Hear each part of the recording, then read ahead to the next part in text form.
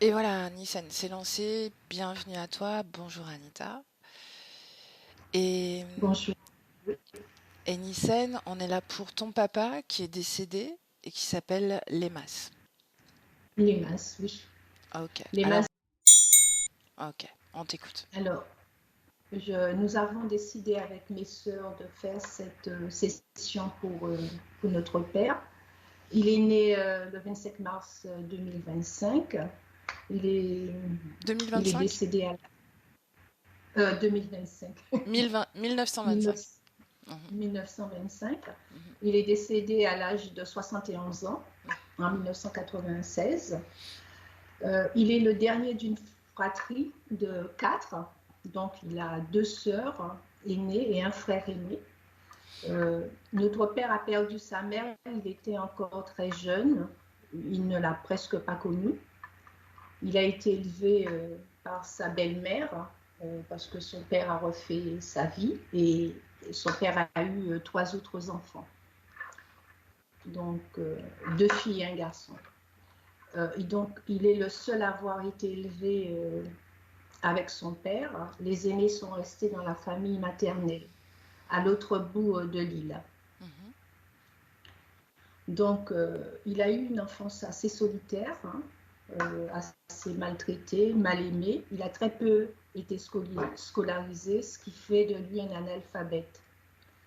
Il a commencé à travailler très jeune, dans l'âge de 6-7 ans avec son papa. Et son père était décrit comme un homme lettré, un homme ambitieux, qui avait des entreprises, mais c'était quelqu'un qui rencontrait des problèmes avec la justice, donc ce qui l'a obligé à fuir la maison familiale et à s'installer à l'autre bout de l'île pour fuir des procès en cours. Dans cette L'idée, fuite, il a pris ton père? Il a pris les masses non, avec lui? Mhm. non, non, mon père n'était pas né encore. Ah, ok, d'accord. Donc, Ok. dans cette fuite, il a laissé sa femme avec les trois Ses enfants. premiers enfants, d'accord. Oui, voilà. L'idée, c'était qu'il parte, qu'il s'éloigne un peu des procès. Et puis, l'idée, c'était de faire revenir sa famille une fois les choses calmées. Mhm. Donc, notre grand-mère, bien sûr, n'ayant pas de nouvelles de son mari, a décidé de le rejoindre. Et donc, elle a trouvé qu'il avait refait sa vie entre-temps. Et bon, elle a très mal vécu la chose, mais elle a décidé de rester et n'a pas du tout accepté le fait. Et papa, notre père, est né dans cette période de couple assez mouvementée. Mhm. Donc, et très peu de temps après, elle a, elle a perdu la vie. Et, et notre père raconte une enfance assez tourmentée et difficile. Et il dit qu'il a subi des attaques très jeunes par par des entités obscures. Hein. Des jeunes, il voyait des choses, il entendait des choses, mais il a aussi subi des attaques. Il a toujours été très attaqué, très taciturne avec aussi ses amis, ses camarades. Il dit avoir passé sa vie à lutter pour, sa, pour sa survie. Il, est, il, a, il est décrit en fait, c'est un homme assez travailleur, mais très malchanceux. Il a connu une période de calme en épousant notre mère, parce que notre mère appartenait à une famille aimante et reconnue, donc il a eu cette période de calme. Mais tout a basculé lorsqu'il a mortellement blessé un voisin. Donc, à la suite de ça, blessé et tué un voisin. À la suite de ça, il a fait 1 an de prison. Et à sa sortie de prison, il a perdu bien sûr son travail.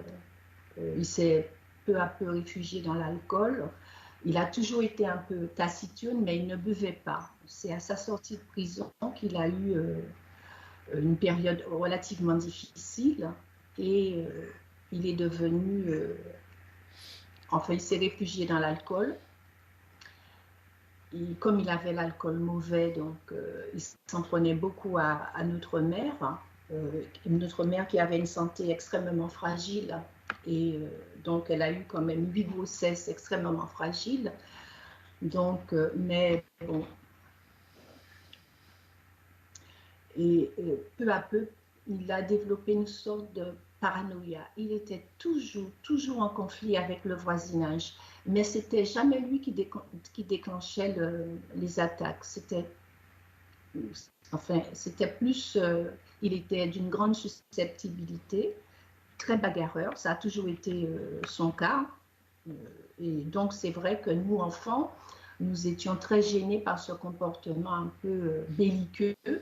Et nos amis, enfin nos camarades de voisinage avaient très peur de lui. Donc, mais ma mère était assez reconnue, les gens l'appréciaient beaucoup, mais pas du tout mon père. Et donc, par contre, dans la relation père-enfant, notre père avec nous, il était extrêmement aimant et il nous aimait, il nous protégeait, mais quand il avait l'alcool, c'était dirigé essentiellement contre notre mère. Et quoi dire d'autre? Bien qu'il faisait régner en fait une ambiance insécure un petit peu à la maison, il avait quand même cette violence verbale et physique à l'égard de notre mère que sous effet de l'alcool. Sinon, il restait quand même quelqu'un de calme. Et peu à peu, il a développé une sorte de paranoïa. Oui. Ce que tu disais plus haut. Ouais, cette paranoïa, s'il entendait la radio, c'était la radio parlait de lui. Si un voisin venait à la maison, c'était contre lui. Et il n'appréciait que sa famille, c'est-à-dire sa famille, ses sœurs, ses frères. Et il voit une animosité à l'égard des sœurs de ma mère qui protégeaient beaucoup ma mère et qui protégeaient beaucoup notre mère. Donc il était extrêmement jaloux de ça. Mais il appréciait énormément ses neveux et nièces qu'il aimait en retour. Par contre, il a perdu son frère aîné dans des circonstances assez dramatiques. Il est mort son frère aîné est mort à l'âge de 40 ans. On ne sait pas de quoi, mais en tout cas, sa mort, il était en lutte avec des entités obscures jusqu'à l'épuisement et il a perdu la vie comme ça. Mais c'est aussi quelque chose qui était assez fréquent dans la famille du côté paternel de son oncle aussi, avait des délires mystiques.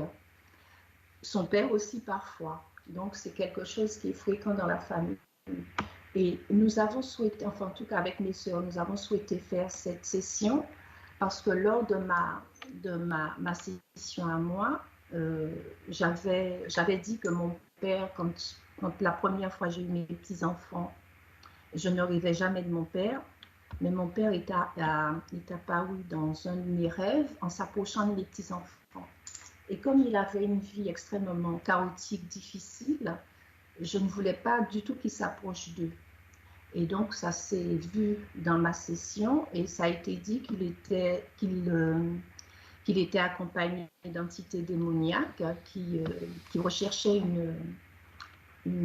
comment dire... Je préfère pas que tu donnes les informations, d'accord? D'accord, voilà. Donc, voilà, en tout cas, avec mes soeurs, nous avons décidé de faire cette session. Compte tenu de l'héritage familial assez complexe, difficile, et pour qu'il puisse trouver, lui, une certaine liberté, et puis permettre aussi à ce qu'il soit libre, et ainsi aussi ne pas contaminer sa descendance. De quoi il contaminerait sa descendance selon toi? Par le lien transgénérationnel, c'est-à-dire que c'est son père, lui, son Mais sur quel thème, sur quel objet, à quoi tu penses quand tu penses à la transmission? La transmission, déjà, lui, il a quand même eu un acte malveillant il a quand même tué quelqu'un. Il Donc on est parle de la violence, de la de la paranoïa, oui, de la des violence, accès psychotiques, des choses comme oui, ça? voilà, et des Mhm. choses comme ça. Et que ça qu'il n'y ait pas trop de répercussions sur, sur enfin, en tout cas, nos enfants. En tout cas, avec mes sœurs, nous sommes inquiets quand même pour nos enfants. Ok, bien. C'est bon pour toi, Nissan? Oui, c'est bon pour moi. Alors je te laisse couper le son. Alors, le son, c'est Juste à côté de l'icône désactivé. caméra de Oui, tout ça à y est. l'heure. Voilà. Bien. Anita, comment tu te sens toi? J'ai vraiment extrêmement froid Mhm, et je me sens pas très bien. mhm. Qu'est-ce que pas très bien? Je sais pas, j'ai comme une sorte de sensation de rejet. Mhm. Bien alors, tu vas, suivre cette sensation de rejet, me dire quelle est l'origine de ce rejet. C'est comme euh, c'est parce que les masses me rejettent. Mhm. Ok. Pour autant, est-ce que tu arrives à l'apercevoir? Oui, oui. Ok. Comment tu le vois? Il est droit avec une sorte de fouet, dans une sorte de d'arcade, je dirais, une sorte d'endroit rond, et autour de lui, il y a comme énormément de sortes de bêtes féroces, je dirais, dans des cages, Mhm. et, et il n'arrête pas de parler, il fait claquer son fouet, et quand je m'approche, il me fait claquer son fouet vers moi. Mhm. Bien, tu vas lui envoyer cette information, l'image de Nissen, et dis-moi si s'il réagit à ça. Ça le met en colère. Mhm. C'est bien lui, n'est-ce pas? Oui. Demande-lui pourquoi il est en colère quand on lui montre l'image de sa fille. Il dit que essaye, essaye pas de m'avoir avec des états d'âme. Bien, Et il dit, qu'est-ce que tu veux? Lequel tu veux? Allez, vas-y, dis-moi ce que tu veux. quoi, il faut choisir la bête féroce? Une des bêtes féroces, c'est ça? Je pense, oui. Mhm. Demande-lui. Oui, c'est ça. Ah, ah. Bien, quelle bête féroce tu choisis, toi, Anita? Hmm. Allez, vas-y. Euh, Il y en a plein. Il y a des sortes de kraken, des sortes de personnages un peu fantastiques, des gorgones, des méduses, des hydres, des sortes de reptiliens. Voilà, c'est ce Ben, genre de... ok, Qu'est-ce que je donc choisis, moi? tu vas Euh, lire à travers ton prisme à toi, d'accord, les informations et décrypter l'ADN de toutes ces créatures dans cet espace. Ce sont des hologrammes. Hmm. Bien. Donc finalement, il est seul? Oui. Mhm. Et il est dans cet endroit rond et il est extrêmement agressif. Il arrête pas de faire claquer son fouet et il fait hip, hip, hip. Et genre, il fait claquer son fouet comme une sorte de dompteur un peu. Mhm. Et en gros, là, il dit qu'on lui fait perdre son temps. Il m'agresse vraiment. La manière dont il me parle, extrêmement agressif. Il dit, tu me fais perdre mon temps, qu'est-ce que tu veux? Allez, choisis-en un, sinon tu t'en vas. Il me fait claquer son fouet devant moi pour me faire peur. Bien, alors je viens auprès de toi. Quand je suis là, tu me le dis. Ah oui, t'es là. Ok. C'est bien moi. Oui. Ok. Je vais comme lui. Dis-moi, pourquoi tu ris? Parce que il te regarde et il dit, et toi, qu'est-ce que tu veux, ma petite dame? Allez, choisis-en un. Allez, allez, tu me fais perdre mon temps. Allez! Et il te met son Bien, je vais faire disparaître tous ces hologrammes, lui prouver que ça n'existe pas en réalité. Dis-moi comment elle réagit. Il s'énerve. Il est extrêmement en colère. Il dit rends-moi mes bêtes, qu'est-ce que t'as fait, sorcière? Et il arrête pas de te mettre son fouet dans la tête. Bien, et je lui ai interdit de me frapper. Est-ce que ça se réchauffe, l'atmosphère, ou pas? Très peu. Bien, j'aimerais que tu me dises si son fouet lui appartient. Est-ce que c'est sa création? Non, rien ici n'est sa création. Donc son fouet lui sert à quoi? À dompter ces bêtes sauvages. Enfin, Ah, c'est ce qu'il ok. dit. Et quel effet a ce fouet sur lui? Lui donner une information comme quoi il est une sorte de dompteur. C'est comme pour symboliser sa place. C'est comme pour lui donner une sorte de puissance. Ok. Bien. Enfin, une illusion de puissance. Quand on dit les masses, il se reconnaît? Oui. Ok. Est-ce que tu acceptes... Mais il veut pas qu'on l'appelle comme ça. Ah oui, et comment il veut qu'on l'appelle? Dompteur de monstres. Ok. Bien. Est-ce qu'il accepte de me parler directement à travers toi? Oui. Pourquoi tu ris? Parce qu'il n'arrête pas avec son fouet et qu'il répète toujours la même chose, il est extrêmement en colère. Bien, prête pour me laisser parler à Lemas? Bien, Lemas. Lemas. Hip, hip! Tu Qu'est-ce cherches... que tu veux? Qu'est-ce que tu veux? Ok. Allez, vas-y, fais ton choix. Bien, Allez, vas-y. j'aimerais... Écoute-moi, Noirceur, Lemas. Écoute-moi. profondeur de ta colère. Les Vas-y. masses. Les masses. Humaine, sorcière, vas-y, choisis-en un et rends-moi mes bêtes. Je te les rends après que tu m'aies écouté. Qu'est-ce que tu veux? Calme-toi. Je viens de la part de Nissen. Nissen, ça te parle? Perdre mon temps. Arrête avec ce prénom, arrête. Ah. Pourquoi ça te met autant en colère? Arrête. Nissen. Tu crois que tu es rentré dans ton jeu mélodramatique?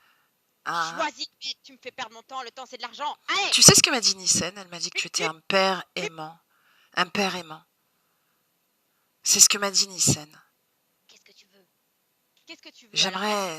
J'aimerais que tu m'écoutes 5 minutes. Tes monstres n'existent pas. C'est une projection. Et ton fouet te détermine. Est-ce que tu veux bien lâcher ton fouet? Qu'est-ce que tu veux? Lâche ton fouet. Je lâcherai jamais mon fouet. Tu crois que je te connais pas? Tu crois que je les connais pas, les humains? J'en étais un, je sais exactement ce qu'ils veulent faire. Tu vas me le voler. Les masses, pourquoi est-ce que j'ai réussi à rentrer dans ton espace? Tu vas me le voler. Les masses, pourquoi j'ai réussi à rentrer ici? Parce qu'il y en a plein qui rentrent ici. Parce qu'ils veulent tous quelque chose. Qui? Parce qu'ils sont animés par la haine, animés par la revanche, animés parce qu'ils veulent faire du mal. Et moi, je suis là pour leur donner exactement ce qu'ils veulent. Alors, maintenant! Qu'est-ce que je ferais avec ces monstres? J'en sais rien, moi. Et tu dis que les gens viennent ici pour faire du mal. Oui, les gens viennent ici pour faire du mal. Parce que c'est ça, les humains. Parce que c'est tous des connards qui sont animés par la haine et qui veulent faire du mal à leurs voisins. Et n'essaie pas de m'entuber, parce que je le saurai, je sais tout.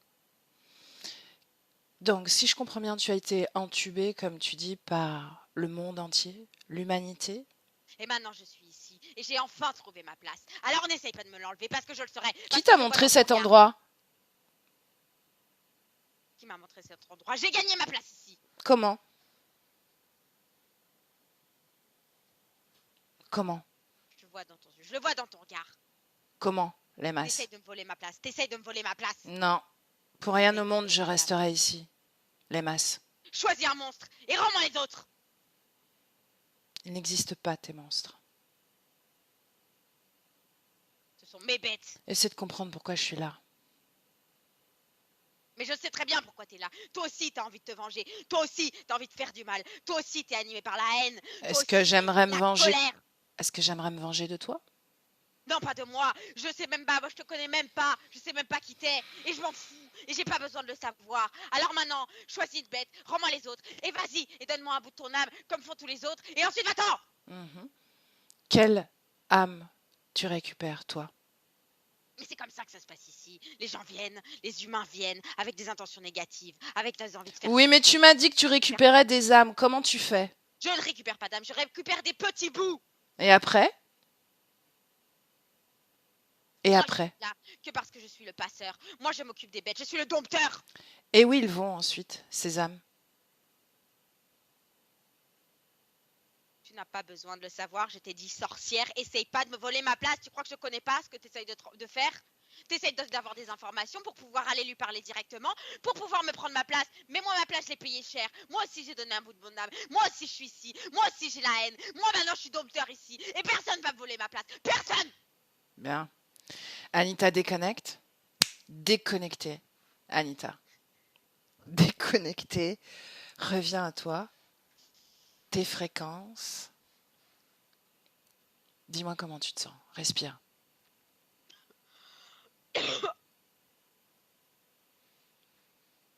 Respire, Anita. Et quand tu es revenue à toi, tu me le dis. C'est bon, ça va. Bien. Oui, je suis là. Répète. Oui, je suis là. Ok. Ben, j'aimerais que tu scannes son corps et que tu me dises s'il a des implants dans son corps. Toutes ces espèces de costumes de dompteurs, cette arène, il est comme au centre, il est rempli de sortes de... tous ses vêtements, son chapeau, ses chaussures, les lacets. Il y a plein de bracelets, les boutons de sa veste, tout ce fouet et l'entièreté du décor l'espèce de rond. C'est comme si tout autour, quand je regarde en l'air, tout autour du rond, il y a une sorte de grosse chape de très très noire qui tourne autour. Et c'est comme si tout cet endroit était comme... Je sais pas, c'est comme une sorte, on dirait que c'est un portail ou une Un lieu sorte de passage. d'égrégore. Oui, Tu vois un égrégore? oui, au-dessus. Tu vas prendre de la hauteur sur cette création et me dire tout ce que tu vois à l'extérieur de cette création, tout ce qui pourrait influencer cette création. Cet égrégore qui est au-dessus, c'est comme si en fait ici c'était une sorte de porte, de portail qui est une sorte d'endroit pour extraire un bout d'âme et la donner à cet égrégore qui est au-dessus. Cet égrégore, quelle information principale il contient? Haine, revanche, colère, faire du mal, quelque chose de... Il y a vraiment cette intention mauvaise intention. Ok. Bien, j'aimerais qu'on aille au moment où l'EMAS s'est connecté la première fois à cet égrégore.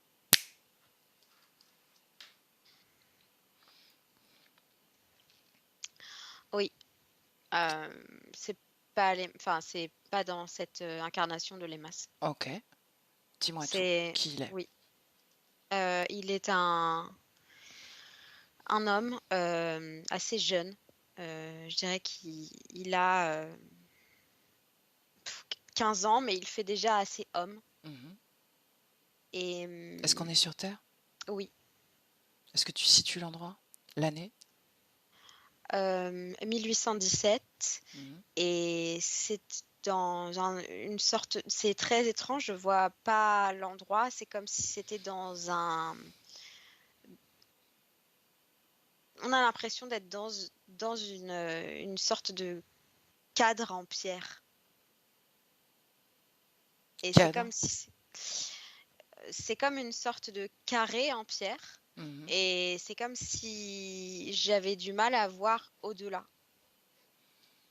Ce carré en pierre, il est au sol, n'est-ce pas? Oui. Bien, j'aimerais que tu suives ce cadre dans le présent. Est-ce qu'il existe encore? Oui. Bien, tu vas prendre de la hauteur, me dire si tu ressens la même chose déjà dans cet espace-temps dans lequel on l'a trouvé, les masses, et dans le présent. Est-ce qu'il émane la même chose de cet endroit? Il y a toujours cette vibration, mais il y a aussi d'autres choses qui se sont ajoutées. Cette vibration, tu peux me la décrire? De cet endroit, de ce carré en pierre? Ouais, dans le présent. Ah oui, il y a beaucoup de passages. Il y a énormément de... Comme si de l'extérieur, il ne donnait pas du tout la même chose que de l'intérieur. Beaucoup de passages comme un endroit qui est visité. Quand tu dis passage, qu'est-ce que tu vois? Est-ce que c'est sur le plan physique ou le plan Oui, éthérique? oui, sur le plan physique et éthérique, les deux. Les deux. Sur le plan physique, c'est quoi? C'est du tourisme? C'est des gens Oui, qui sont attirés par du cet endroit? tourisme. Pour quelle Oui. raison? C'est un monument, c'est un monument inca. Mhm. Est-ce que tu situes l'endroit géographique cette fois, dans le présent? Tenochtitlan. Tenochtitlan. Sur Terre? Oui, Prends de la hauteur. oui.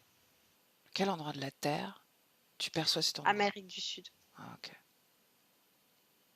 Bien. Sur le plan ésotérique, Oui, qu'est-ce que tu vois de cet endroit? Est-ce que c'est un portail? oui. Qu'est-ce qui y passe?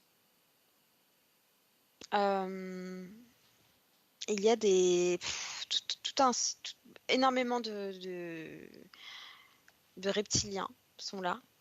Et il y a aussi ce même égrégore que j'ai vu tout à l'heure. Il existe même en 2024. Oui, Ah, ok. Bien, on retourne à l'endroit où on a vu les masses la première fois qu'ils se connectent avec cet égrégore. mhm. Oui, dans cet endroit. Mhm. Il est déjà connecté à l'instant où tu le regardes? Non, il a été emmené ici. Il fait partie d'une sorte de rite, de rituel, comme si il allait être tué. Sacrifié donc. Oui, Pour quelle raison? Au nom de quoi? de cet égrégore. Mhm. Pour autant, les, les gens qui l'accompagnent, les personnes qui l'accompagnent, ne voient pas cet égrégore. Qu'est-ce que Non, mais symbolise cet égrégore? ils sont connectés. Ils sont connectés à des dieux. Mhm. Pourquoi est-ce que les masses doivent être sacrifiées à ces dieux? Qu'est-ce qu'ils comptent obtenir? Parce que il est un jeune garçon Mhm. et que il y a quelque chose avec son sang Mhm. Qu'est-ce qu'il y a et dans son sang? quelque chose de jeune. Et c'est-à-dire qu'il y a quelque chose d'important avec l'âge de 17 ans. Mhm. Dans cette espèce de rituel, ça a l'air extrêmement... son âge a l'air important et le fait que ce soit un garçon. Et c'est comme si j'ai vu que lui-même a refusé de sacrifier. Donc il n'était Euh, pas en accord avec ce sacrifice. non, il a refusé de lui-même faire des sacrifices pour cet égrégore. Et c'est Ah, pour ok. ça que il est comme finalement lui-même sacrifié. Mhm. Ok. Bien, on avance. Mhm. Non, non, reviens un peu avant. À un moment dans cette vie-là, excuse-moi, où il est bien. Fréquentiellement, si ce temps existe, si ce moment existe. Oui, après, il est vraiment comme... euh, il a déjà des interférences sur lui Mhm. et il n'est pas forcément quelqu'un de bien. Mais il a une partie de lui qui refuse de rentrer dans cette espèce de groupuscule qui a été induit par ses parents. Qu'est-ce que c'est quelqu'un de qui n'est pas forcément bien? C'est-à-dire que tu me demandes un moment où il est bien, Ah, depuis ok. son enfance, il est pas, je vois pas de moment où il est. Fréquentiellement, Oui, ok. Il est déjà interféré, c'est ce que tu dis? oui. Il est interféré par quoi? Il est accompagné d'une sorte d'énorme lézard. Comment est sa création à ce stade? Euh, il est, euh, il est comme enfermé dans une sorte de pièce euh, vide et il a les pieds dans l'eau. Il a les pieds dans l'eau. Mhm. Ok. Bien, une fois qu'il se connecte à cet égrégore, est-ce qu'il change de système interférent ou pas? Oui, Mhm. oui. C'est comme si le gros lézard qui l'accompagne est une sorte de rabatteur. Ok, donc il collabore quand même. Oui, il y a une collaboration, cet égrégore et il y a comme une notion de finalité. Le lézard doit ramener un tas de conscience dans cet égrégore et c'est exactement ce que fait l'EMAS dans cette... Dans le présent, enfin dans la création, on l'a vu. Oui, oui, Donc en réalité, il ne change pas d'interférence, il poursuit son chemin de co-création avec cette interférence. voilà. Bien, j'aimerais qu'on aille au moment où il se connecte pour la première fois à cette interférence. Oui. Dis-moi. Euh, Là, je suis face à une sorte de... on dirait comme une... On dirait un tout petit personnage avec des grosses jumelles. Et il est en train d'observer plusieurs endroits et prend des notes, dont la Terre. Mhm. Est-ce qu'il a un corps physique à ce moment-là? Hmm, non, mais il se représente de manière très physique. Mhm. Mais il a pas de corps physique. Ok. À quel endroit il est? Il est ailleurs que sur Terre, ça je le comprends. Est-ce qu'il est sous forme de conscience? Pure Oui, énergie ou... oui, il est sous forme... Non, justement, il est sous forme de conscience, mais il se représente comme très imagé. Euh, c'est comme s'il gardait déjà une trace d'une incarnation précédente et il a comme décidé de garder cette. C'est comme s'il était désincarné d'un autre endroit. Mhm. Comment, comment il vibre? Quelle fréquence tu ressens quand tu le vois sous cette forme? Il est dans une sorte de recherche. Il prend plein de notes. Il a une espèce d'immense euh, comme écran, je dirais, Mhm. sur lequel il écrit avec ses doigts. Et il prend plein de notes, il fait des calculs, il est vraiment dans une sorte d'observation, comme une sorte de savant ou chercheur. Ok. On le suit, on avance, il prend des notes et il observe la Terre, n'est-ce pas? Oui, mais pas que, il est dans plusieurs observations différentes, de Mhm. plusieurs endroits. Bien, on avance à un moment important. Oui. Euh, il, euh, il voit ces espèces d'endroits géométriques là, sur Terre. Ok, bien. Quelles pensées viennent à lui quand il voit ça? C'est là, C'est là qu'il veut aller? oui. Qu'est-ce qu'il lit de cet endroit, de là où il est? Quand on regarde d'en haut, les endroits géométriques là forment une sorte de combinaison spéciale, Mhm. comme une sorte de symbole. Et c'est comme s'il avait l'impression de connaître cet endroit, comme un endroit où il va pouvoir poursuivre sa quête de lui-même. Il va Il pouvoir... pense que cet endroit va lui apprendre quelque chose sur lui. Mhm. Bien, comment il intègre la Terre et comment il arrive à cet endroit? Euh, Comme c'est très imagé en fait à chaque fois. Il quitte son endroit, cet endroit où il est avec son tableau et il fonce comme une sorte, il devient comme une sorte de faisceau lumineux.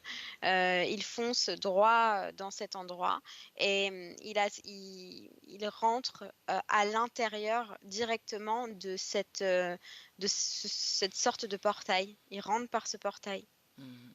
Mais est-ce qu'il atterrit dans un corps? Pas tout de suite, non. Ok. Il rencontre quelqu'un à travers ce portail? Oui. Qui? En rentrant dans ce portail, il rentre dans cet égrégore. Mhm. Il prend contact avec cet égrégore. Et c'est par cet égrégore que il doit être comme redistribué. Qui décide ça? C'est ce qu'il entend. Au sein de cet égrégore? Oui, il doit attendre là et il doit être redistribué. Bien, toi, tu vas arrêter de lire ces informations, en tout cas tu vas arrêter de lire à travers ces informations, et ton regard, ta lecture, tu me dis ce qui se passe pour la suite. Ah oui, donc ensuite il est envoyé dans un corps. Mhm. Et pas dans n'importe quel corps, puisque c'est un corps qui prend comme partie à toute cette espèce de lignée de sacrifices, de gens qui sont dans une croyance d'une sorte de Dieu qui planerait au-dessus de cet endroit. Mhm. Est-ce que c'est la même expérience qu'on a vue plus tôt? C'est le même groupe de gens, oui. Mhm. Mais est-ce que Mais c'est pas la ce même. jeune garçon? Oui, c'est ce jeune garçon. Ok. Bien.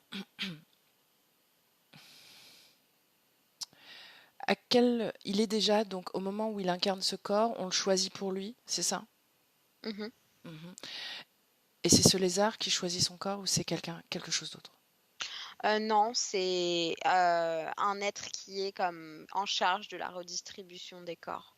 De quoi a l'air cet être? C'est une sorte de gros cafard. Hmm. Ou scarabée, je dirais, un peu. Assure-toi de son ADN. Est-ce que c'est bien insectoïde? Oui. Ok. Une fois qu'il a connecté à cet égrégore, est-ce que sa création change? Tout change, oui. Mhm. Il meurt à travers ce sacrifice, n'est-ce pas? Oui. Bien. Qu'est-ce qui se passe ensuite? Ensuite, il ne cesse jamais d'être connecté à cet égrégore, mais il vit. C'est comme si à chaque fois il revenait ici et il était comme redistribué. Bien, alors on va au moment où il incarne ce corps de Lémas. Maintenant. Oui. Oui. Dis-moi, comment tu le vois avant même qu'il pénètre ce corps? Et je le vois dans cet égrégore en tant que comme si on lui avait juste ponctionné l'énergie qui appartenait enfin, à son essence. Il tourne dans cet égrégore. Et cet égrégore est dans plusieurs points. On dirait comme des sortes de points cardinaux.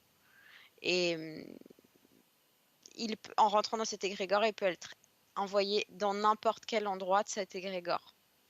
En même temps? Oui. Est-ce qu'il est fragmenté? Oui. Mhm. Bien. On revient dans le présent. Mhm. Dans le présent, est-ce qu'il est fragmenté, oui ou non? Oui. Oui, oui. C'est comme s'il avait des parties de lui. En fait, cet égrégore Mhm. se divise dans plusieurs points cardinaux et c'est comme s'il y avait des parties des âmes qui le composent dans tous les points différents de ces différents égrégores. Mhm. Ces points cardinaux dont tu parles, est-ce qu'ils existent physiquement? Oui. Ok. Et en plus, c'est comme si à chaque vie, où à chaque fois qu'il revient dans l'égrégore, il est envoyé dans un égrégore suivant et à chaque fois, il y laisse un bout de lui. Mhm. Combien aujourd'hui de fragments existent de l'EMAS? 76. Bien. Ces points cardinaux, on est d'accord, il n'y en a que 4? Ah non, Non? non, il y en a plein. Ok. Donc c'est des points cardinaux qui sont reliés à l'égrégore et qui sont définis sur Terre? Oui. Ok. Tu vas prendre de la hauteur sur Terre et regarder tous ces points cardinaux définis par cet égrégore. Oui. Est-ce qu'il y a des points communs sur ces lieux que tu observes sur Terre? Oui, ce sont tous des sortes de structures, des portails géométriques. Mhm. Et ils sont tous, quand on est à l'intérieur, on ne peut pas voir à l'extérieur, mais quand on les voit de l'extérieur, ils ont tous une sorte d'attrait, je dirais, pour les humains. Mhm. Est-ce que tu es connecté à un de ces égrégores? Moi? Ouais. Non, Moi, est-ce que je suis connecté à un de ces égrégores? non plus. Ok. Est-ce que un membre de la famille de l'EMA est connecté à ces égrégores? Bon, je veux dire, non, je vais réduire le champ. Est-ce que Nissen est connecté à cet égrégore? Non. Est-ce que les enfants de l'EMAS ou ou les petits-enfants sont connectés à ces égrégores? Non, mais c'est le but. Bien. Par quel moyen reviens dans le présent auprès de les masses et assure-toi qu'il nous observe en colère s'il veut, mais qu'il nous observe. Par quel moyen il Il n'y a réussirait? pas de, il y a pas de femme. Ça ne touche que les hommes? Oui. Mhm.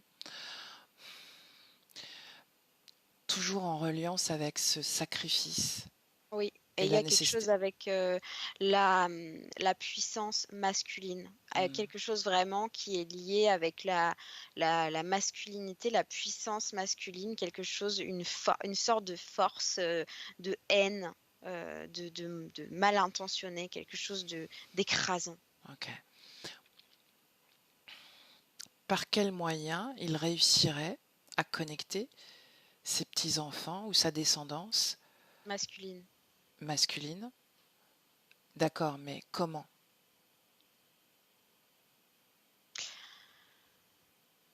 Parce que c'est comme si c'était les seuls en qui il croyait. On parle de les masses? Oui. Ok.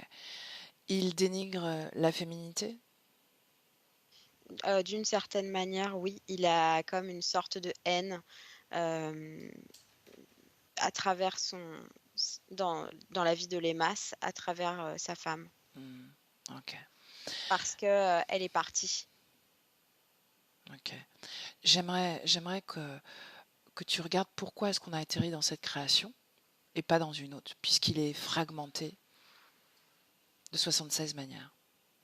Parce que c'est comme si quand le corps de Lémas est mort, directement sa partie désincarnée est venue ici. La partie de Lémas désincarnée est venue dans cet endroit. Mais finalement, il existe sous différentes formes dans différents endroits comme des petits bouts. Est-ce qu'il est incarné dans des corps physiques également? Oui. Est-ce Bien. Cette enfance de maltraitance, solitaire, mal aimée, exploitée? Oui. C'est juste que ça nourrit l'égrégore de la haine, des mauvaises intentions. C'est comme si le père de Lémas, il y a quelque chose de transmission au niveau de la famille. Le père de Lémas est aussi dans l'égrégore. Ok. Pourquoi est-ce qu'il perçoit des entités très jeunes? Il se sent attaqué. Parce que il y a une partie de l'égrégore qui est comme toujours dans une sorte de contrôle, et le fait qu'il soit à l'intérieur de cet égrégore et dans ces portails, il perçoit énormément d'autres consciences, énormément d'autres. Et c'est comme si il avait la capacité de les ressentir ou de les percevoir à certains moments, surtout dans des moments où il est le plus en connexion avec cet égrégore, comme des moments de haine, ou surtout avec des pensées négatives, des pensées de faire du mal. Toutes les pensées sont comme interconnectées. J'aimerais qu'on aille juste avant où il blesse quelqu'un mortellement, un de ses voisins. Toutes ces parts fragmentées, tu superposes les deux plans avant même qu'il passe à l'action, d'accord? Il s'apprête à le faire. Toutes ces parts fragmentées, est-ce qu'il y a une influence sur le corps physique et le subconscient de Lémas à ce moment-là? Oui. Dis-moi ce que tu vois, tout ce que tu vois à ce niveau-là. Oui. C'est comme si il y avait... je le vois comme entouré physiquement de cet égrégore, comme s'il venait en meute. Il y a quelque chose de... comme s'il était... il n'était pas seul en fait. Il se présente comme une sorte d'équipe. Est-ce que cet égrégore est maintenu par des entités dites démoniaques? Oui, Mhm. Est-ce qu'elles sont connectées directement à l'EMAS à ce moment-là? oui. Mhm. De quoi elles ont l'air?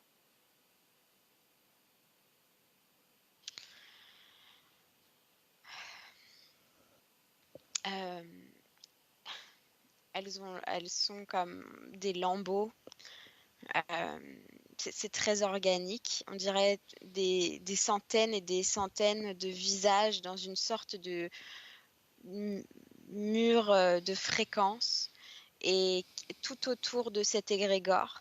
Et ça forme comme des sortes de visages, tu sais, décharnés, comme si on avait enlevé la peau. Mhm. Les yeux sont hors de leurs orbites. Tout est comme ensanglanté.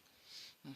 Et ça, il y a on dirait vraiment comme si on avait pris des humains et qu'on avait comme enlevé toute la peau, que les yeux tombaient et ils ont pas de nez, ils ont des trous et ça fait comme vraiment des visages qui se décollent comme ça. Regarde l'ADN de ces créatures.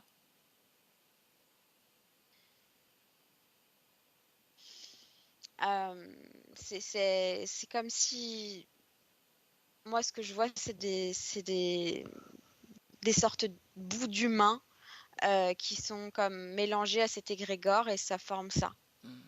Ok. Ben, finalement, ce sont des créatures démoniaques à venir si c'est pas le cas. Ok, donc au moment où il blesse cet homme, il est comme imprégné de cet égrégore. Oui, Il est une part de cet égrégore, l'expression de cet égrégore, n'est-ce pas? oui. Mhm. Superpose les deux plans et dis-moi la suite. Décris-moi la scène. C'est comme si après avoir été au plus haut, au bout de ce qu'il avait pu pousser au niveau de son corps, de ce qui avait pu sortir de lui, Mhm. il a une sorte de plat, comme s'il redescendait, comme une sorte de moment d'étourdissement, ou comme si presque il se souvient de rien. C'est très étrange. Qu'est-ce qui provoque ce blackout? Regarde. Ce retour à lui-même. Est-ce qu'il sort de son corps avant même de blesser cet homme? Oui, Est-ce qu'il est investi par autre chose que oui. lui-même? Par quoi? Cet égrégore, Oui, ces par créatures?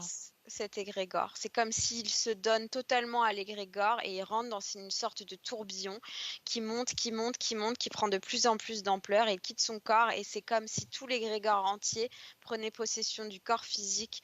Et ensuite, quand il est arrivé au max, il se déconnecte d'un coup et il est comme projeté dans son propre corps comme s'il était complètement vide. Bien. Est-ce qu'il y a un avant et après en termes de situation émotionnelle, énergétique et physique, ce, cette incartade mortelle? C'est comme si à partir de ce moment-là, il y a une voix en lui qui lui dit que il a enfin fait quelque chose de vraiment digne d'avoir une place plus haute que les autres et que il a laissé la place pour ça et qu'il va pouvoir maintenant préparer la suite. Mhm. Après cela, il est emprisonné. Observe ce temps d'emprisonnement et dis-moi s'il y a une évolution énergétique. C'est comme si c'était de pire en pire en fait. Mhm. Ça se dégrade. Il subit en plus beaucoup de violence. Il est comme entouré de beaucoup de violence dans cette prison. Mhm. Euh, Donc ça nourrit cet égrégore de haine, cette empreinte. oui, ça accélère tout. Mhm.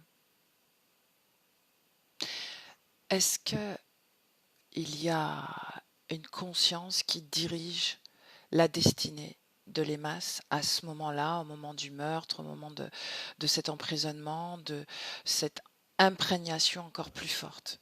Est-ce qu'il y a en dehors de cet En égrégore fait, autre chose? Mhm. en fait, non. Ce que je vois, c'est que c'est comme si l'intégralité de c'est comme si c'était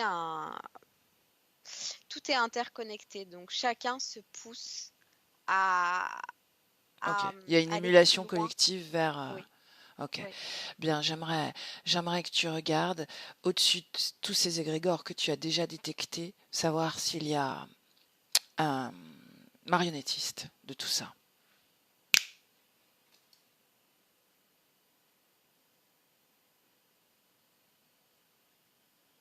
Non, j'en vois pas. Mhm.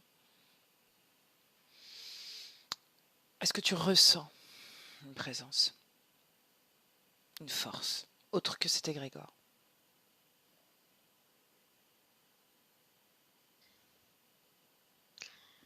Bah, en fait, je ressens rien du tout, mais moi, j'ai l'impression que oui. Mhm. Qu'est-ce Mais qui je vois t'empêche rien. Ouais, qu'est-ce qui t'empêche de ressentir? Ben, j'arrive pas à aller au-dessus de l'égrégore. Mhm. Je vois rien, je ressens rien, ça me fait comme quelque chose de sourd, comme si j'arrivais à une sorte de plafond et que je pouvais pas aller au-dessus. Mhm. Bon, peu importe, on sait ce qu'il y a au-dessus et on s'en fiche. Bien, reviens dans le présent. Comment tu te sens? Ça va. Hmm. Tu as fait une moue, c'est-à-dire comment tu te sens vraiment? Hmm. Non, ça va, mais j'ai froid, j'ai mal au cœur et je sais pas, le fait de m'être cognée à cette sorte de plafond, c'est bizarre, c'est comme si j'ai l'impression qu'on nous a vus. Il y a quelque chose qui me dit comme si on était vus. Hmm. Évidemment qu'on a vu. Bien, tu vas te dégager de ces informations. Tu vas revenir en ton centre, te dégager de cette influence, cette tentative de co-création.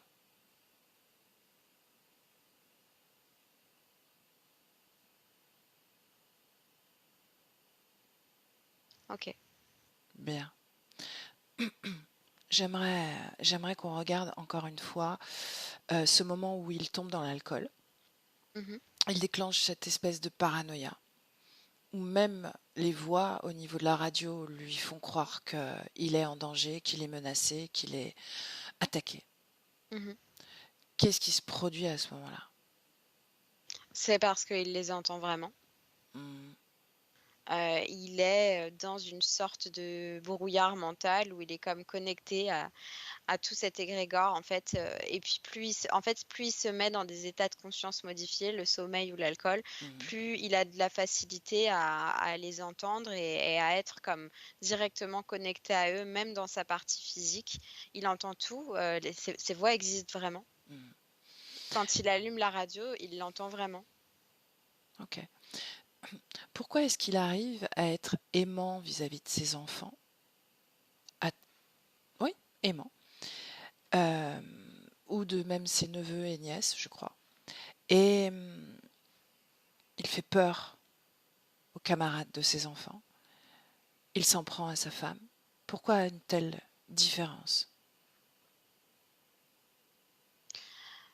Parce que ses enfants ont un regard sur lui, lui renvoient un regard de lui-même, qui le touche. C'est-à-dire que, justement, on ne le regarde pas comme un monstre ou comme une bête, horrible ou comme quelqu'un de il est comme attendri par le regard de ses enfants qui, peu importe ce qu'il peut faire, Mhm. le regarde avec une sorte de bienveillance enfantine. Ok. Mais c'est pas quelque chose de périn, c'est-à-dire que c'est voué à disparaître. Pérenne. Pérenne, c'est ça que Allô? tu voulais dire? Oui, Anita? c'est oui, Mhm. oui. C'est C'est pas quelque comme chose si de c'était pérenne? oui, c'est comme si c'était voué à disparaître. Mhm. Est-ce que ça disparaît finalement? Là, à l'endroit où il est, oui, totalement. C'est comme si, il avait plus, il ne s'autorisait plus à être attendri par quoi que ce soit. Bien. Au moment où il regarde, un moment où il est en contact avec ses enfants, qu'il ressent ce regard, cet amour, ce moment-là. J'aimerais que tu me dises quelle part vibre en réponse à l'amour que portent ces enfants. Dans ses yeux, il a une sorte de tendresse qui est une connexion, profonde directement à l'âme de ses enfants. Il est comme c'est comme si à travers ses yeux, il arrivait à voir aussi profond que ce que là où il pourrait aller et ça lui crée une sorte de ça lui crée une sorte de soutien, je dirais, comme si, il était vu comme il est vraiment et ça lui crée une forme d'empathie ou Ok. quelque chose en tout cas de J'ai. gentil. Ok. Ce qui m'intéresse, c'est de trouver cette part-là, Oui, à elle ce est dans moment-là, ses yeux. dans ses yeux. Alors j'aimerais que tu t'adresses à cette part-là et que tu lui montres sa situation après sa mort.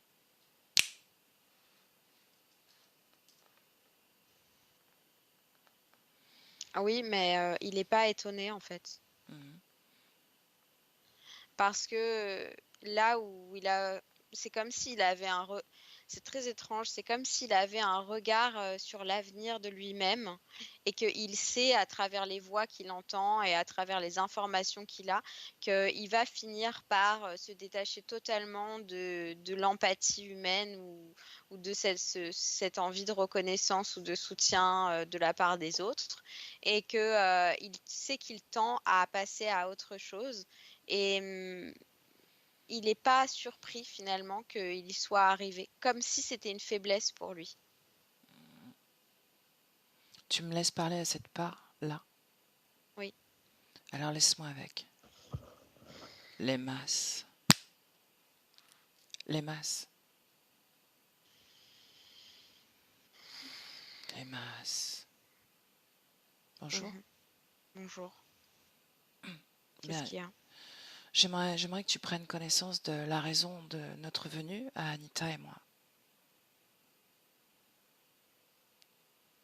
De la part de qui on vient.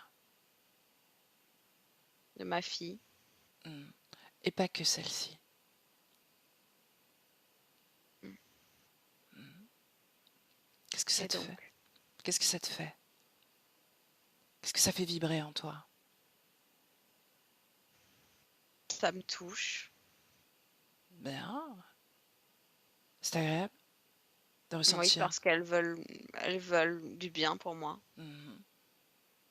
Bien. Est-ce que tu te veux du bien à toi? Mais tu vois, derrière chaque humain, il y a toujours une intention qui est toujours cachée. Mhm. Elles veulent peut-être du bien pour moi, mais elles veulent surtout protéger leurs enfants. Et C'est pas alors? exactement pour moi. Est-ce que c'est incompatible? Bah, j'aurais préféré que ce soit juste pour moi. Mhm. C'est ta descendance. C'est une part de toi aussi.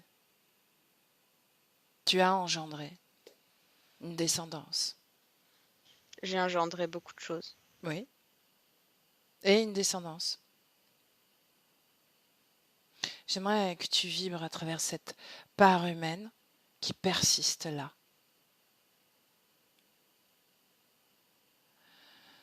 J'aimerais que tu reviennes à ton humanité. Et l'humanité, c'est d'abord la reconnaissance d'un lien familial, d'un lien collectif, même si nous sommes des êtres individuels. Moi, je sais où je veux aller. Ouais, et où ça? Exactement là où je vais aller. Dans cette création avec ton fouet à hurler sur des créatures qui n'existent même pas? Oui, c'est ça. Et pourquoi ça? Qu'est-ce que tu Tu dis projettes? qu'elle n'existe pas. Elle n'existe pas. Tu dis qu'elle n'existe pas. Je t'assure, j'ai vérifié. Tu dis ça. Et tu pourrais le faire toi aussi. Vérifier. Mais tu es tellement Moi, je vais là parce que imprégné. là-bas, j'ai une présence. Et je sais que quelqu'un est là pour moi. Ah oui, qui ça?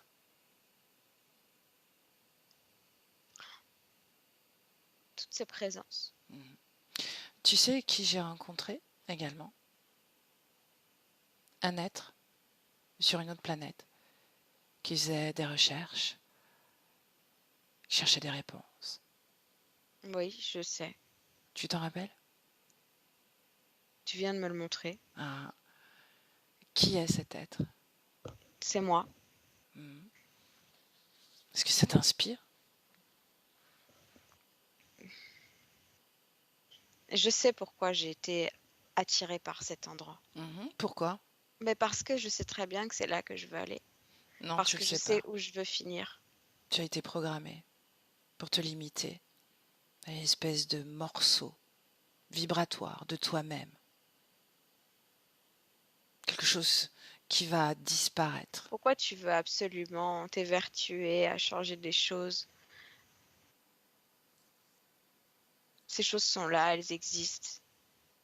Et c'est mon choix. Je le fais. Si elles ont peur pour leurs enfants, qu'elles soient tranquilles. Je ferai rien aux enfants. Mais laisse-moi.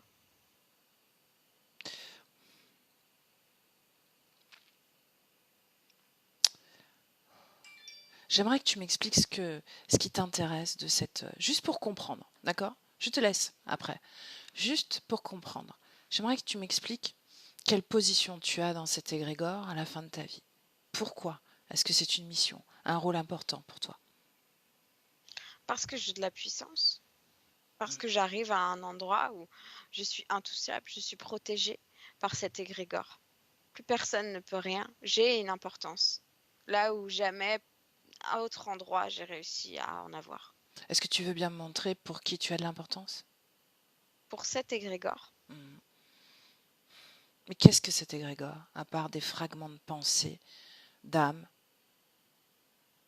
torturée? Au-dessus, il y a un maître. Ah oui? Est-ce que tu as déjà eu accès à ce maître? Non. Non? Est-ce que... Quelle idée tu as de ce maître alors? Je n'en ai aucune. J'ai pas d'idée. Je sais juste que par intermédiaire et par voie interposée, je peux arriver à de grandes choses. Et de quelle chose on parle?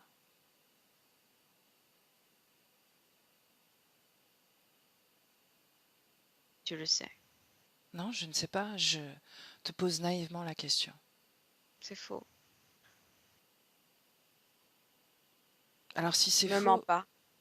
Pourquoi est-ce que tu crois que je mens? Tu vois, tous les humains mentent tout le temps. Qu'est-ce que je sais? Ou qu'est-ce que je devrais savoir? Dis-le-moi. Mais parce que tu sais exactement pourquoi tu es là. Et tu sais exactement pourquoi moi je suis là. Pourquoi je suis là? Apprends-moi. C'est moi qui te pose la question. Mais apprends-moi, je comprends pas quelle intention tu me prêtes. Tu mens. Je sais que tu es intelligente et que tu comprends tout. Je déteste qu'on me mente. Est-ce que je veux prendre ta place? C'est ça que tu crois? Non. Qu'est-ce que je veux, les Tu veux manigancer les choses pour que je me détourne de mon chemin, pour que j'aille dans un endroit que tu as choisi avec mes filles, que vous avez choisi, un autre endroit qui n'est pas mon choix. Ok. Laisse-moi avec Anita. Anita déconnecte. Déconnectée. Dis-moi comment tu te sens. Oui, ça va. Vraiment? Oui, oui. Oui, oui ou... Oui, ça va, ça va, ça vient. Bien. Cet esprit paranoïaque, est-ce que ça vient de l'égrégore ou c'est autre chose? Regarde.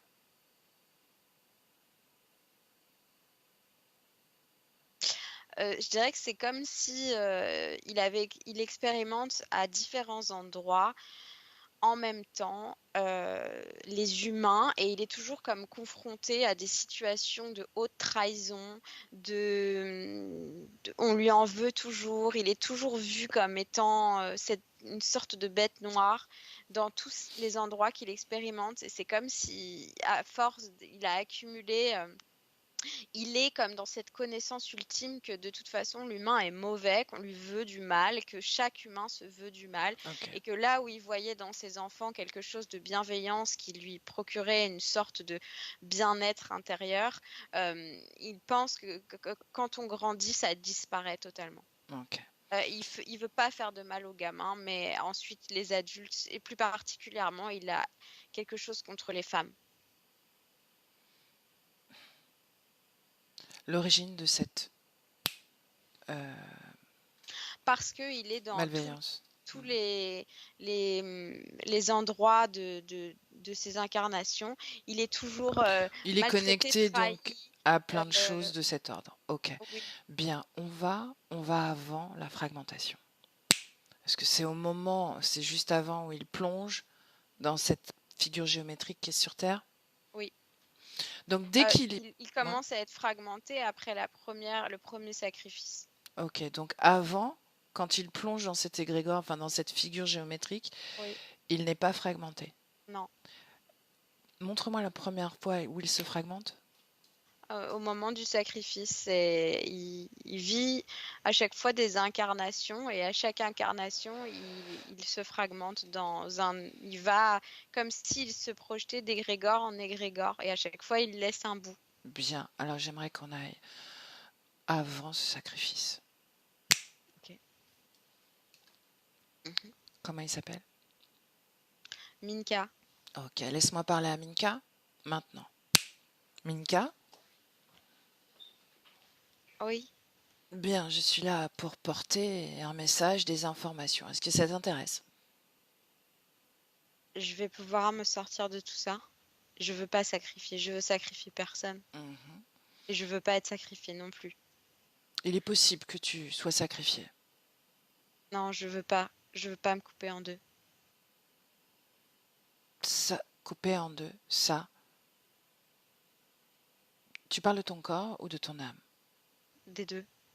Ben, ton âme, si tu le décides, restera intègre. Mais pourquoi je vais être coupée en deux?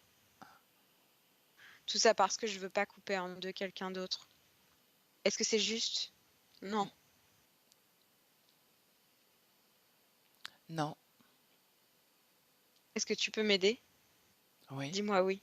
Oui, je peux t'aider. J'aimerais que tu te rappelles qui tu étais avant de plonger sur Terre.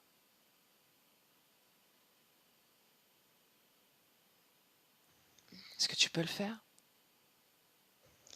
J'ai du mal avec cet endroit. Tu parles de cet endroit, ce cadre de pierre? Oui. Qu'est-ce qui te scelle à cette énergie en toi? Quelle énergie? Cet endroit. Je comprends pas la question. Cet endroit, tu te sens perturbé par cet endroit, n'est-ce pas? Ah oui, je suis perturbée par cet endroit et Bien, avec tout ce que j'ai vécu dedans. bien. Donc, il t'empêche d'accéder à cette part de toi qui a décidé de venir sur Terre, oui ou non?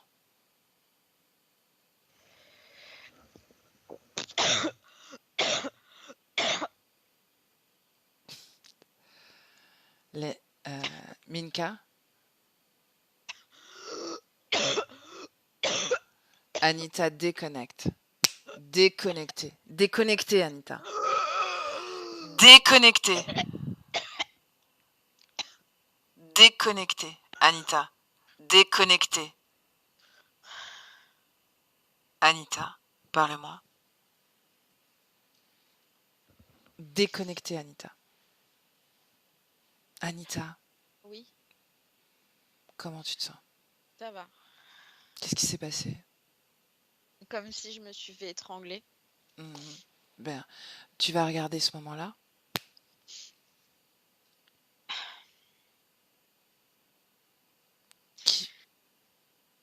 Qu'est-ce que tu vois? Il s'est fait couper la gorge. Ok. Bien, on remonte au moment où il s'apprête à plonger. Ce moment-là, on va faire plus simple.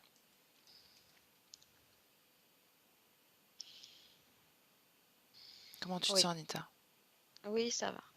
Ok. Bien. De quoi il a l'air? Et ta lecture à toi, d'accord? Il a l'air d'une sorte de petit personnage. Tout petit, minuscule. Il a une grande tête ronde. Son ADN?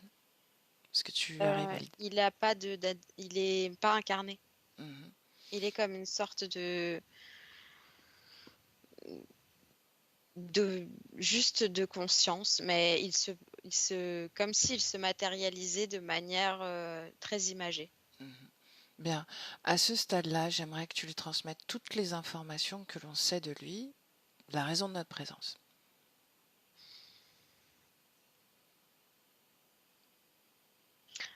Il est très intéressé par nous parce qu'on vient de la Terre et il l'observe beaucoup et il a comme une sorte d'hésitation à aller là-bas. Et il attend une sorte de signe ou quelque chose qui va le faire percuter et se décider. Bien, laisse-moi parler. Demande-lui comment je peux l'appeler.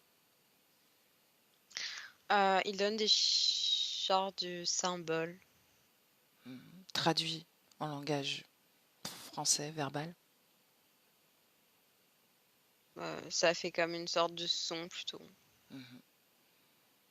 Comment tu écrirais ce son? Je sais pas, ça fait comme une sorte de vent un peu. Bon, on va l'appeler Vent. Laisse-moi avec Vent, maintenant. Vent. Oui. Bonjour, J'écoute. je m'appelle Samira. Qu'est-ce qui t'attire là sur sa forme géométrique? Elles sont très intéressantes, très intéressantes. Pourquoi? Parce qu'elle porte mon nom? Elle porte ton nom? Oui. Ah oui? Oui. C'est-à-dire, quel est ton nom? Je ne peux pas te le dire. Comment tu le dessines? Comment tu le dessines? Un rond avec un trait au milieu. Et comme des sortes de petits traits. Et est-ce que ton nom a un sens? Oui, c'est-à-dire qu'il me définit. C'est moi qui me le suis donné. Ok. Et qu'est-ce que ça veut dire alors?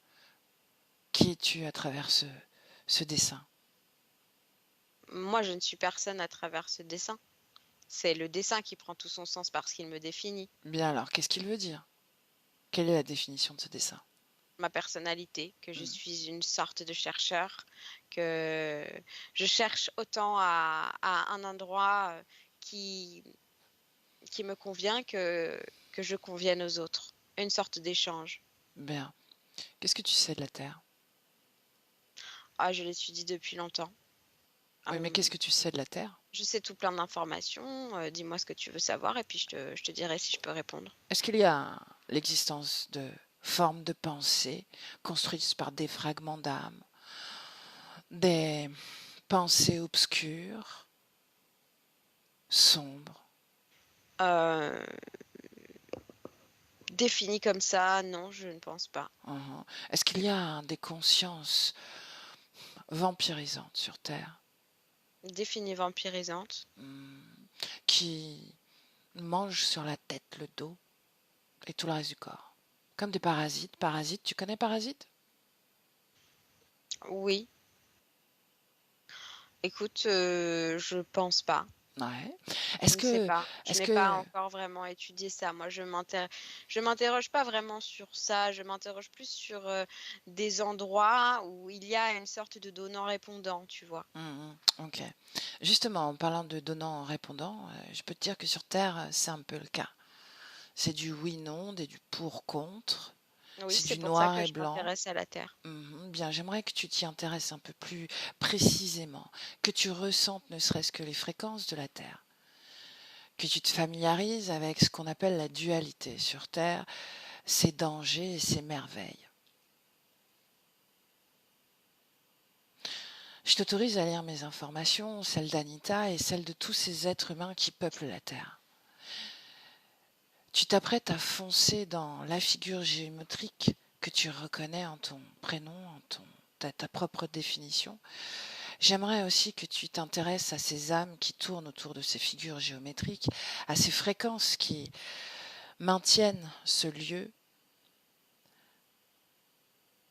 à ces consciences humaines et non humaines, que tu goûtes l'atmosphère de la Terre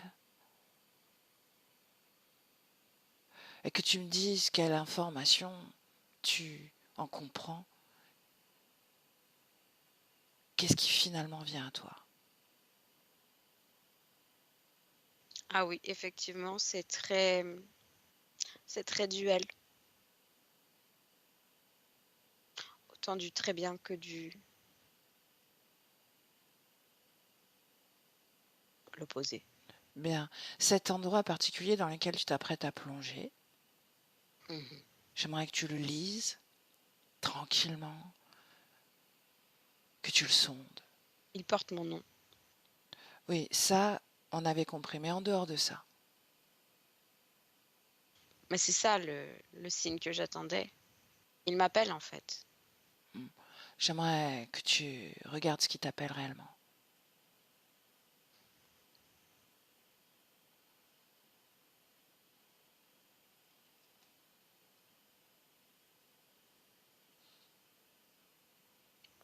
Dis-moi. Oui, c'est très noir. Mais c'est une expérience. Bien, alors je te montre l'expérience que tu t'apprêtes à faire maintenant. Du temps d'où je viens, il se rembobine jusqu'à cet instant où tu t'apprêtes à plonger dans ce symbole qui semble te définir en cet instant.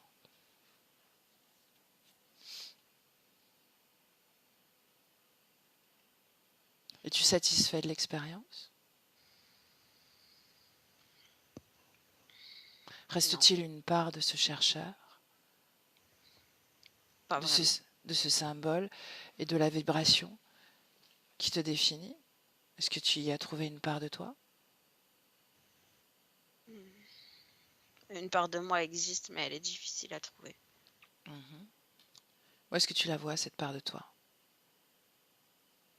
Ben, un petit peu dans chaque endroit, mais... Est-ce mais qu'il y a une part de est-ce qu'il y a une part de toi qui se rappelle de qui tu es, là, ce chercheur? Non. Donc tu n'existes plus. Ce symbole qui te définit n'existe plus, n'est-ce pas? En tout cas, elle a été comme remplacée par quelque chose d'autre. Bien.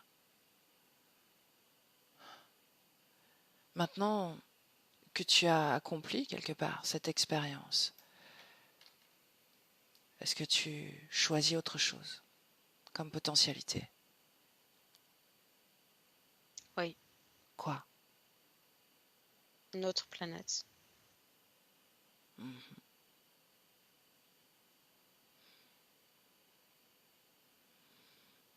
Laisse-moi avec Anita. Anita déconnecte. Déconnectée. Oui. Comment tu te sens, Anita? Ça va. Ok. Dis-moi ce qu'il fait. Il fait exactement la même chose qu'il faisait pour aller sur Terre, c'est-à-dire il se transforme en une sorte de faisceau, mais il va sur une autre planète qui s'appelle Salta. Il s'incarne directement? Oui. J'aimerais que tu regardes dans le présent.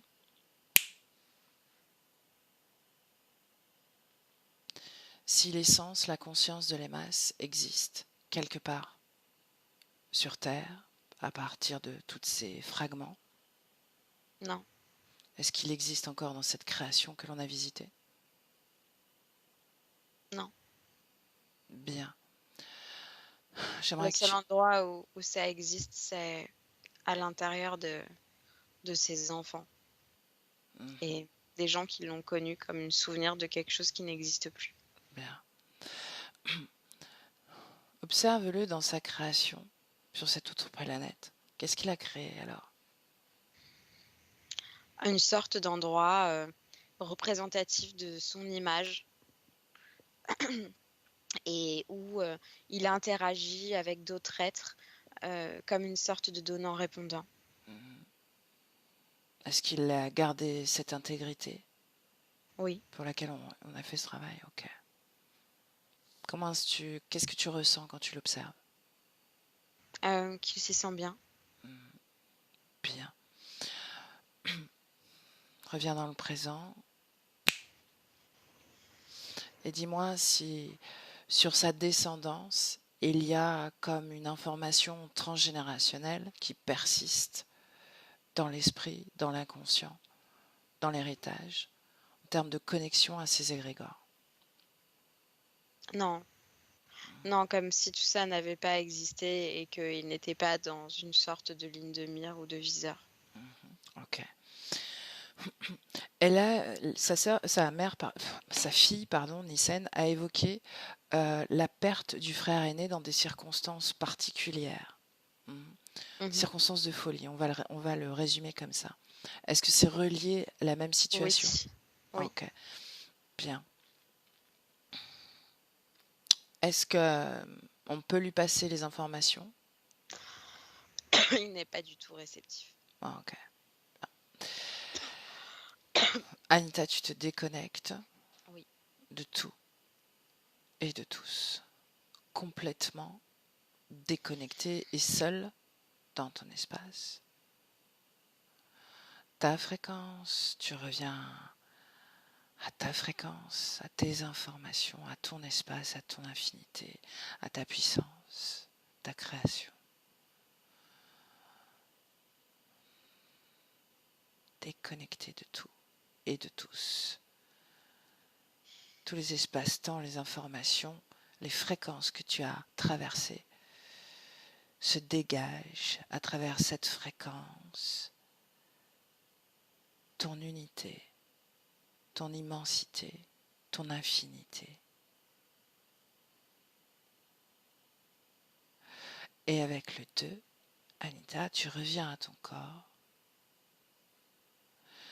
Tes informations légères, extrêmement légères, et tu fais circuler cette fréquence que tu as créée dans tout ton corps, tous les endroits dissonants ou que tu ressens ainsi sont imprégnés de cette fréquence et créent cette harmonie, cet équilibre en toi.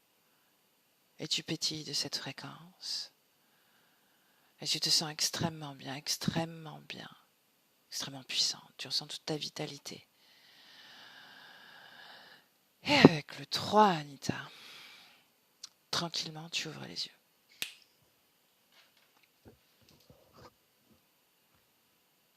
Comment tu te sens? Ça va. Ok. Et Nissen, est-ce que tu veux appuyer sur ta pastille micro?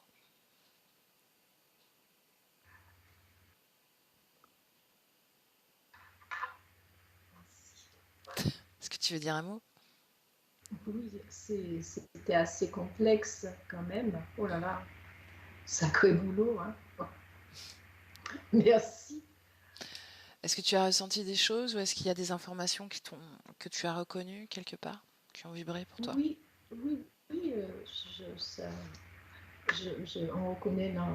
j'ai reconnu son entêtement en fait, son aspect un peu bité de la conscience.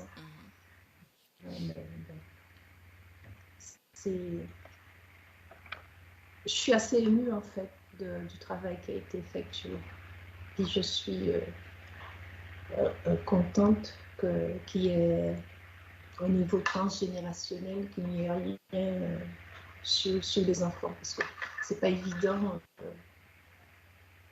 Cette vie un peu difficile que nous avons eue. Okay. Merci. Est-ce que tu veux diffuser la session ou est-ce que tu veux la garder pour toi? Je peux la flûter. Oui, on va la flûter parce que comme je ne suis pas toute seule dessus, voilà, donc je veux bien me flûter, la diffuser. Ça marche. Et puis peut-être pas mettre les masses. Mettre elle, pas mettre son prénom. Okay. Même si ça va être nommé, mais ne pas l'afficher. Oui, d'accord. C'est noté. C'est noté. Reste avec nous un instant. Je vais arrêter l'enregistrement. D'accord. Je te dis à bientôt pour des nouvelles et merci, Anita. Merci encore. Merci, Anita. Merci. Bravo.